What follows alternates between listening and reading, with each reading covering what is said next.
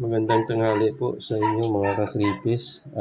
I-share ko naman sa inyo tungkol po sa leaking po ng ating pan. Dahil po nakadeliver na ito kahapon, itong area na to. Ito po kasi yung may leaking lang. Itong tatlo, wala. Ay, dito banda po ay yung kanyang leaking. Yung gagawin natin dyan, ikakat natin yung dito banda. Yan. Tapos tanggalin yung luma. Kuskusin mo po, kuskusin hanggang mawala yung luma. Yan po. Para mas maganda po ay itanggalin tong cutter. Yung kanyang yan po. Tapos yan. Tanggalin to. Yan po. Yan.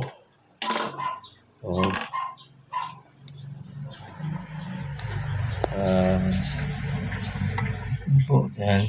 Para magbagluktot siya po, matanggal po yung kanyang luma.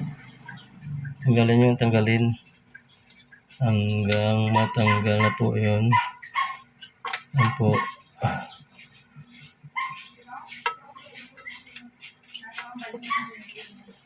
Ayan ang luma. Kasi kung hindi mo tanggalin ang luma, kung lagyan mo ng silicone, ito pa kasi yung ginagamit kong silicone. Sealant. Acetic silicone.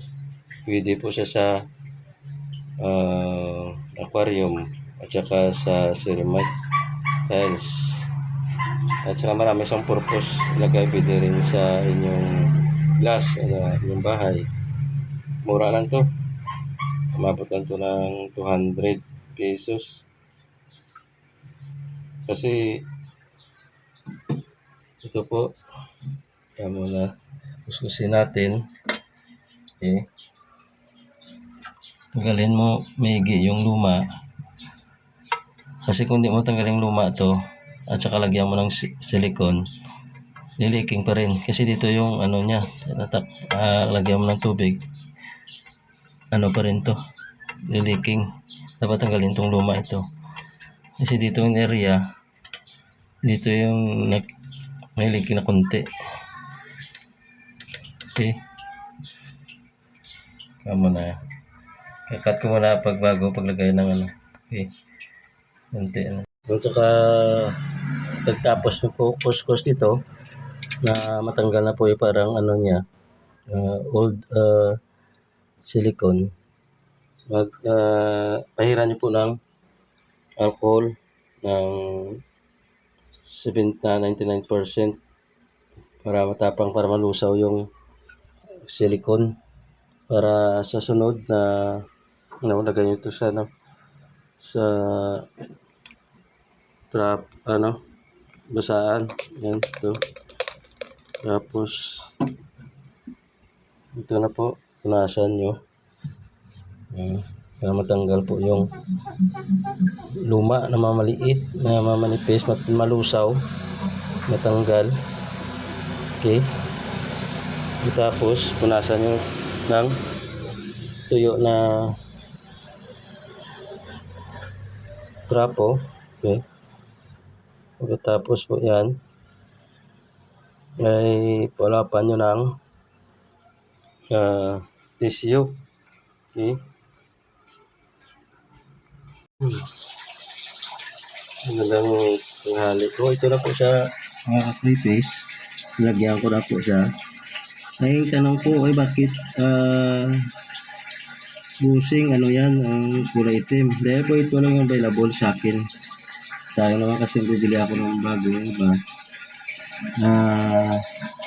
Ito kasi meron kong kulay rin na kulay ganito, practical na hindi makita. Ito kasi sa akin, ito na kasi yung available na sa akin. Yan na po paglagay ng ano. Tapos hintayin niyo po, patuyuin niyo muna ng 3 araw para sigurado. Pagkatapos 3 araw, lagyan ng tubig. Saka lagyan ng tubig.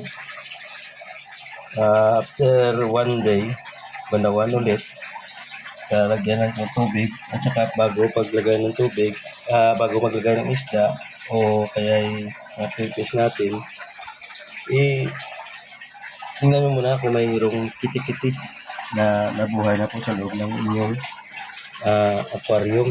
Kasi po,